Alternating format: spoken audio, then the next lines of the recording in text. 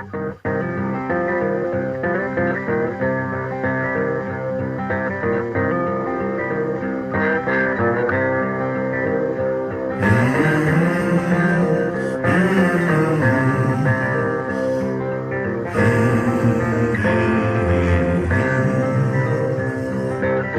the devil calling.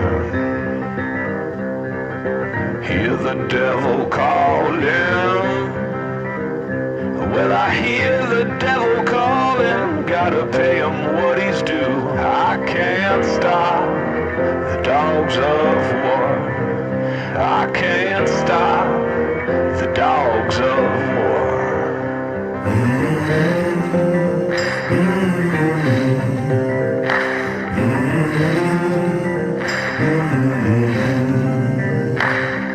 See the fields burning. See the fields burning.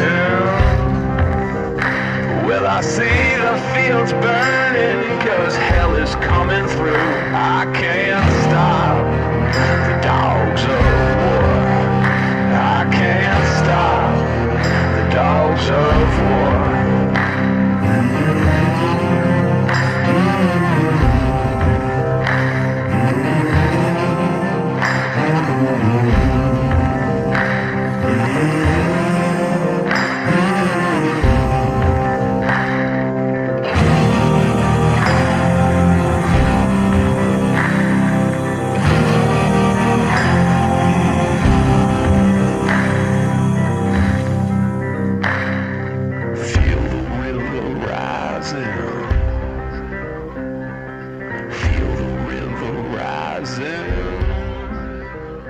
Well, I feel the river rising, devil's coming up for you. I can't stop the dogs of war.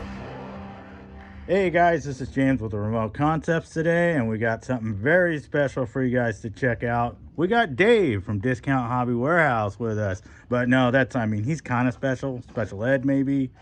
We're all a little special ed, but what we got here today are very special edition Snap-on 1920 sprint cars.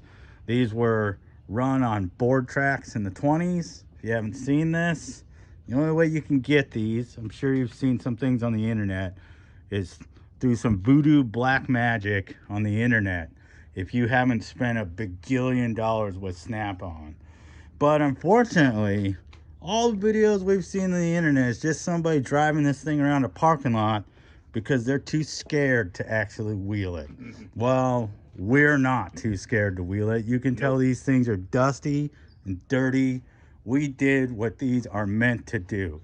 So today we're going to do a little bit of a driving review.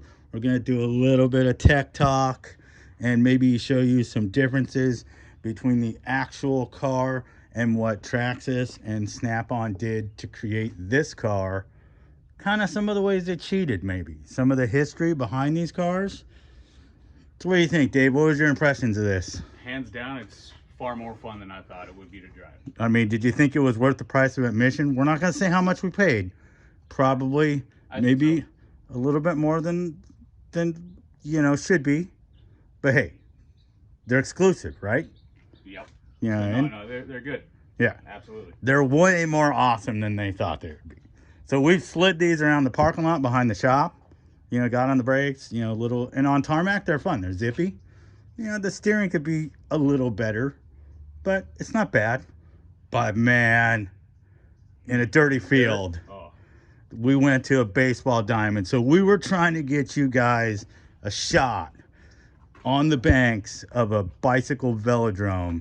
So if you don't know what velodrome is, look it up on the internet and you'll see things about board track racing in the 1920s, and that's where this kind of thing would have run. So we were trying to get a shot off the banks. But the other place this thing would have run was like a dirty, oval, dusty track. And you can see these things, just look. They're well used. They're well used. We wheeled them, unlike anybody else we've seen, just to bring you guys some entertainment. So we're going to be rolling footage of these things getting sideways out in the dirt, mixing it up. But yeah, so let's get into some tech specs. We got some options. So this thing does have, you call it stability control, TSM, right? From Traxxas. You can dial in, you can dial it back. It's this knob right here. Let me grab my pointer. So this knob here on the radio, TQI radio, you know, it's standard Traxxas affair. That'll control basically how straight it goes, how stable it is. Basically, it's a gyro in the Yeah, it's a gyro. Yeah. So that was something we were surprised it had. We didn't think it would really need that.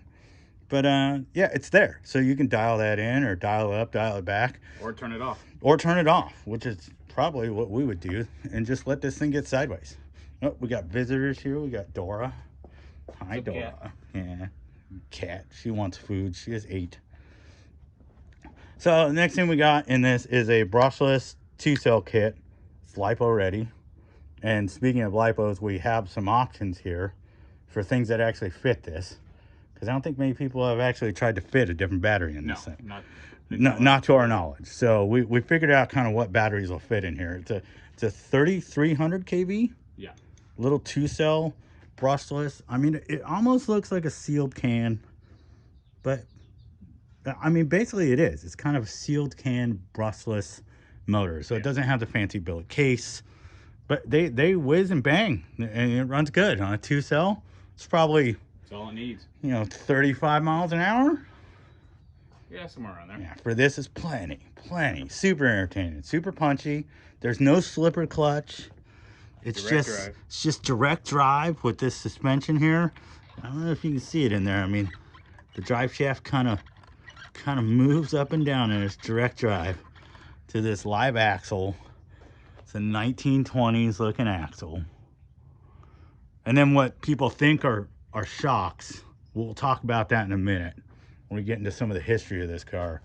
But one of the other things we're looking at is the batteries here. So this comes with a Traxxas, like a nice, 3,000 milliamp battery. It's here, and that's what it comes with. And it comes with a nice Traxxas charger. I've got it somewhere around here. It's the Easy Peak Plus. Easy Peak Plus, yeah. But for options, a 5,000 milliamp pack fits pretty good, and this 5,800, which is the same C ratings, it's just bigger.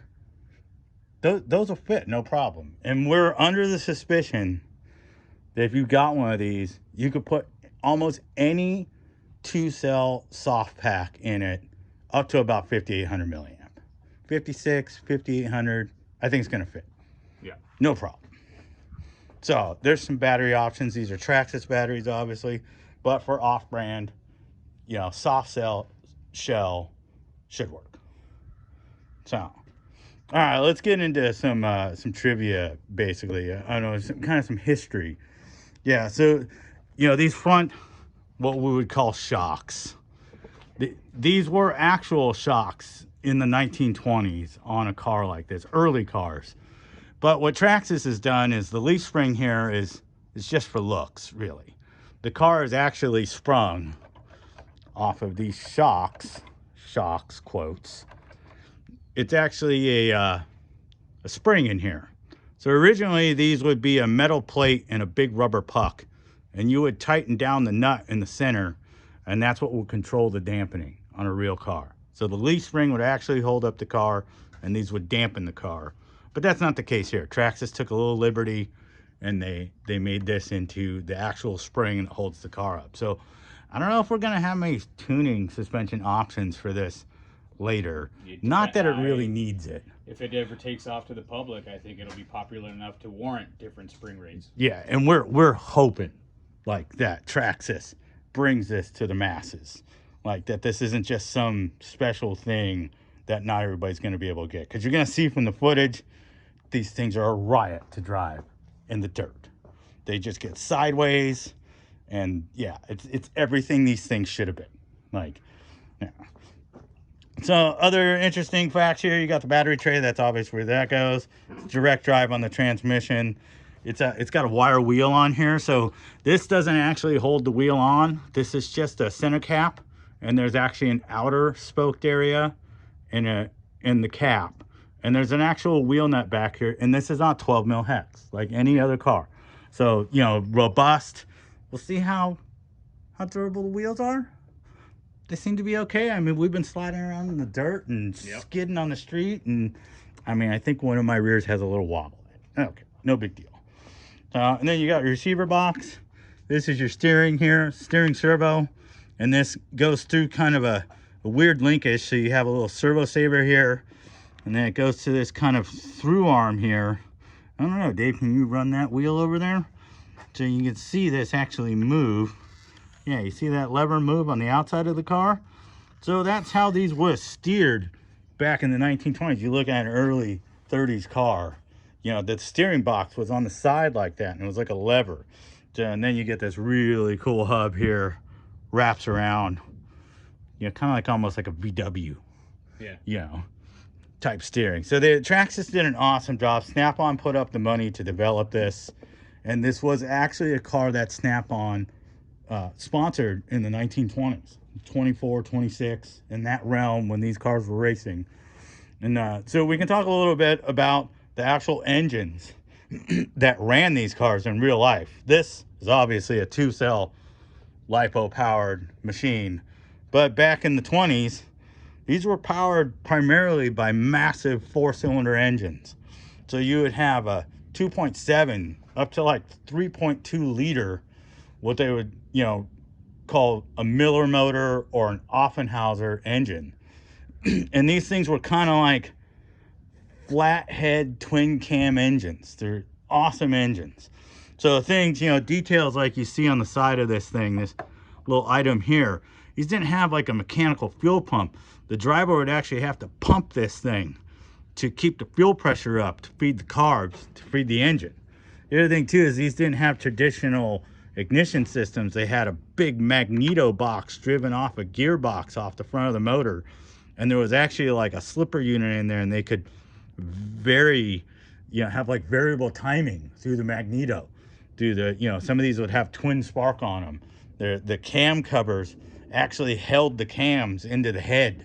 They weren't just a cover to keep oil from splashing around. You know, most of these, they didn't have really brakes on the front of them. They would have some cable driven drum brakes on the rear.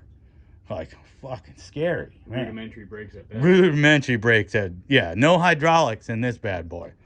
Yeah, so these were real men. You know, when they raced these in the velodrome and the board tracks of the day, I mean, the guys that race these, they would die weekly. You know, the guys that were racing motorcycles and racing these cars, there were a lot of deaths in the big board track racing. If you ever want to learn some American history, you know, what would turn into Indianapolis and the speedways that we know today, you know, it started with this stuff. It started with a bicycle. That's why we wanted to get out on a velodrome and run them, but weren't able to bring that to you today. But yeah, so there's some check specs, guys. It's a special look at this. This is a really cool car. They're a riot to drive.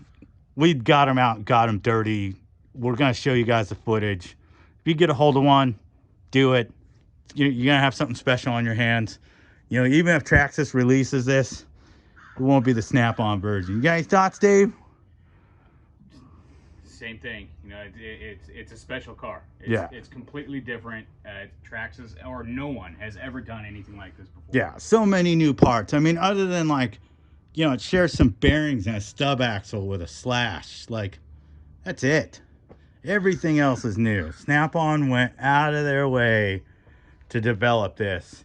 And we're really hoping Traxxas brings this out to the masses. I can see other stuff coming out of this. I mean, I've already talked about building a 50s belly tanker, you know, Bonneville salt flat car out of these parts, you know, and that would be just super cool.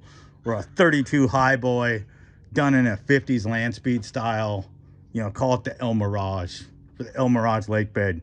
I think that's where we need to take these next, El Mirage lake bed. Cool. That would be cool. We live in Southern California, the birth of the hot rod, and this is definitely hot rod city right here. So all right, guys, thanks for watching. Bring you a little something special. Hopefully we gave you some tech specs on this if you got one that maybe you didn't know before. But thanks for watching. Take it easy. All right, later.